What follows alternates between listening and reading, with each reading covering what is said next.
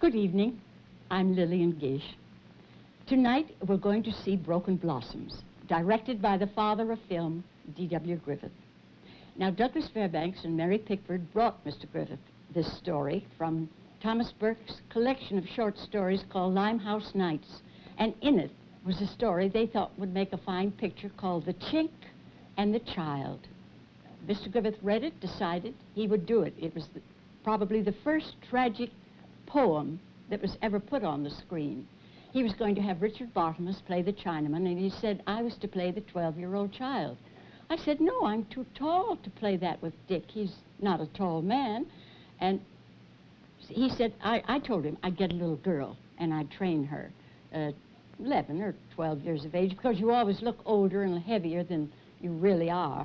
And he said, don't be ridiculous. You know no child could handle the tragedy of that story. You get up there and get your wardrobe ready.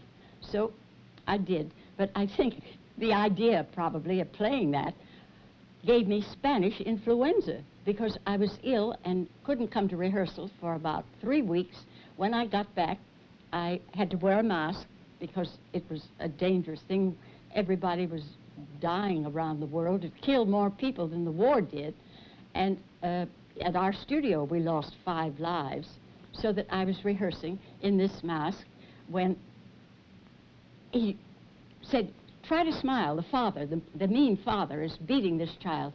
And I lifted up the mask and put the smile on my face. And Griffith got up and forgot all about germs, said, where did you get that gesture? I never saw a gesture like that used before. We'll keep that in. Then we had to rehearse a lot more to put this gesture through the story, which you'll see as it comes up. We shot for 18 days and nights. The reason was that Donald Crisp, who played my father battling Burroughs, was simultaneously directing a film, as well as appearing in Broken Blossoms. So all his scenes had to be done at night. But it was so well rehearsed, and Mr. Griffith had timed the film so well, all he had to do was snip off the beginning and ends of scenes, and it was ready for release without a retake, without a change of any kind. And I hope you will like it. And here it is for you, Broken Blossoms.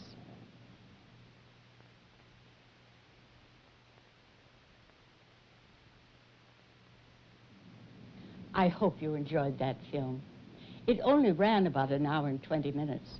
And since Mr. Griffith put it into a legitimate theater and charged top theater prices, he thought it should be longer. So he got a dancing team, a boy and a girl, and they were rehearsing in a blue and gold lights. And the film was running up above them. And somehow the lights spread up to the film. He thought it was so beautiful, the effect of the blue light for night and the gold for other scenes, that he kept it in. And incidentally, Donald Crisp's opponent in the boxing scenes was a famous prize fighter named Norman Selby, who fought under the name of Kid McCoy, and is the source of the phrase, the real McCoy. He often put the gloves on with Mr. Griffith, who considered physical fitness very important.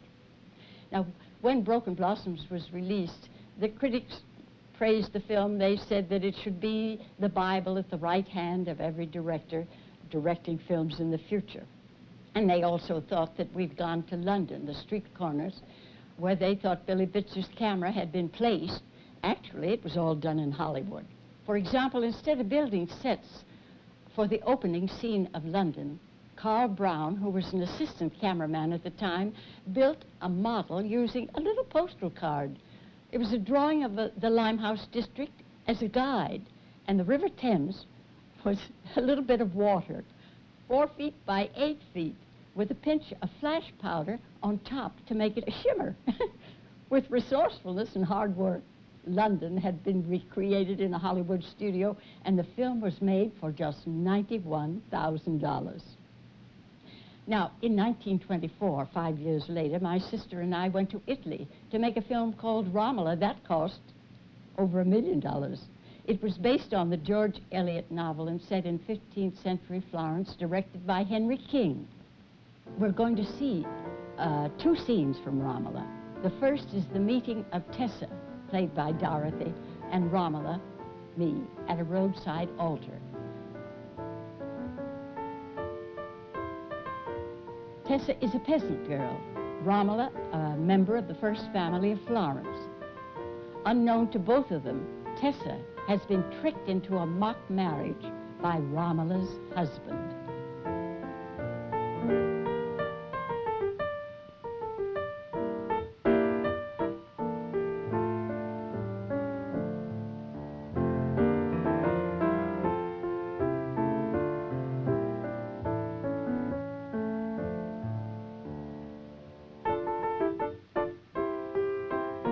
In this next scene, Romola learns that her husband is the father of Tessa's baby.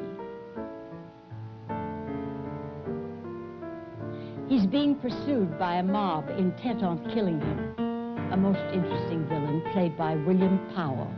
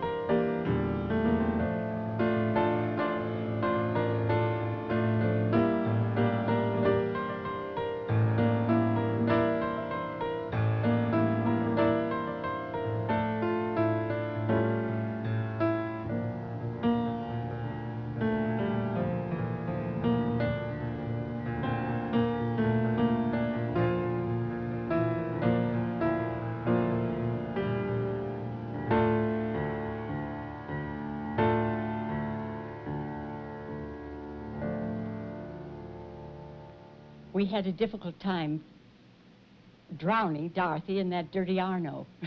Mother and I were across the other side of the river watching with binoculars. And you know, she had such tiny bones and they were well covered that if they put her head down, the back of her came up. And if they put the back down, the head came up. But we did, as you see in the film, but at the end of the picture, Henry King had finished and gone on to another assignment, and I was getting it ready for its final preview. And we found that the last flash of Dorothy going under the water with the bubbles coming up, we didn't have. So we were back in New York, and we had to go out to Long Island Sound, hire a diver who could go under the water and pull Dorothy's body down so the head would disappear and the bubbles would come up. And that was the final scene of Dorothy drowning, one in Florence, Italy, and the other in Long Island Sound. Now, next week, we have a special treat for children. I should say children of all ages. We're going to see two of the screen's most appealing performers, the 5-year-old Jackie Coogan in Peck's Bad Boy, and then one of the very best comedies by the man who discovered him, Charlie Chaplin, in The Rink. I do hope you'll join us for The Silent Years. This is Lillian Gish. Good night.